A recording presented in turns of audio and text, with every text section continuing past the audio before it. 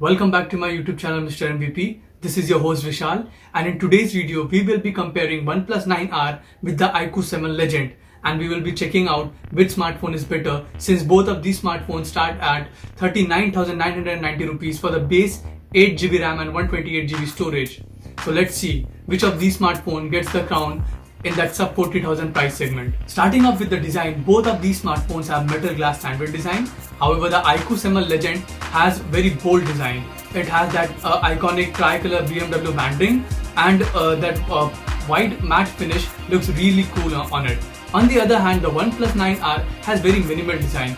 It gives me the vibe of that Galaxy S8 series, which I happen to like the most. So according to me, I'll go for OnePlus. You might go for Iqoo because design is incredibly subjective.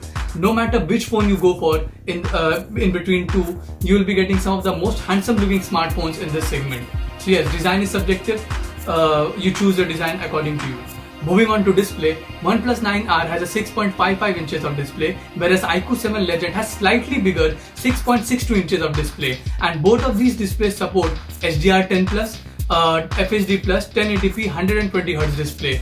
But the Iqoo 7 Legend has 300Hz of touch sampling, which is better than the 240Hz rating on the OnePlus 9R.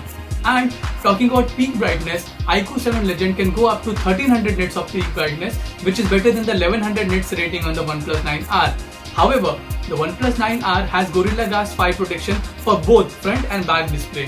For Iqoo, the rating for the display protection are yet not out, but I will say that this protection rating should not matter to you most because most of the people use a screen protector. So according to me, display wise, Iqoo 7 Legend has a better display because of that better touch sampling and the more peak brightness.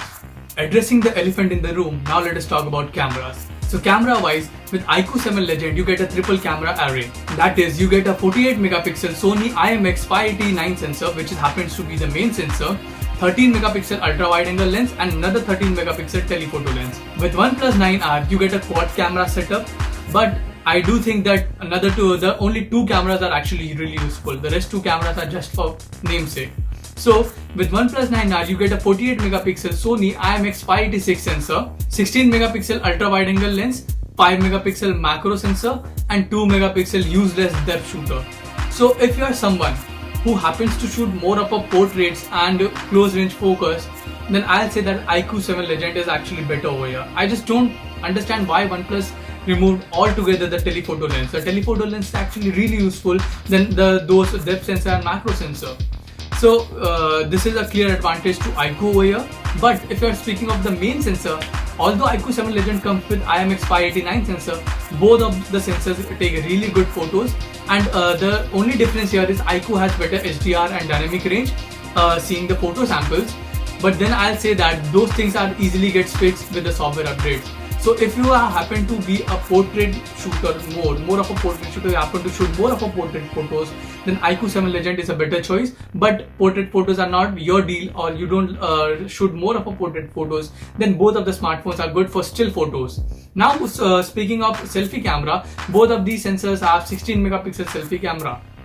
So, and they are really good and up to the mark. It is a tie for the selfie camera. Speaking of video, OnePlus 9R can shoot till 4K 60fps, so does the Iqoo 7 Legend, but OnePlus 9R has a stabilization at 4K 60fps and Iqoo 7 Legend doesn't have that stabilization. But if you talk about 4K 30fps, then the Iqoo 7 gets its stabilization back and levels up the thing. But then it is up to you. If you shoot 4K 60fps videos, then you have only one choice, that is OnePlus 9R. But if you happen to shoot 4K, if you are fine with 4K 30fps, then Iqoo 7 Legend not a bad choice. And speaking of front videos, both of these devices can shoot till 1080p 30fps with selfie cameras. So camera wise, I just told you, if you are a portrait shooter, you like more portrait mode photos than Iqoo 7. If you can skip that, both of the cameras are really good cameras. Video wise, if you are a good 4K 60fps shooter, then OnePlus 9. And if you are fine with 4K 30fps, then Iqoo 7 Legend is a good deal.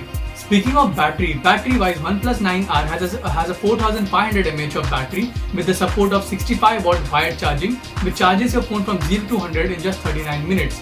On the other hand, Iqoo 7 Legend has a 4000 mAh of battery with the support of 66 watt of wired charging, which charges your phone from 0 to 100 in just 22 minutes.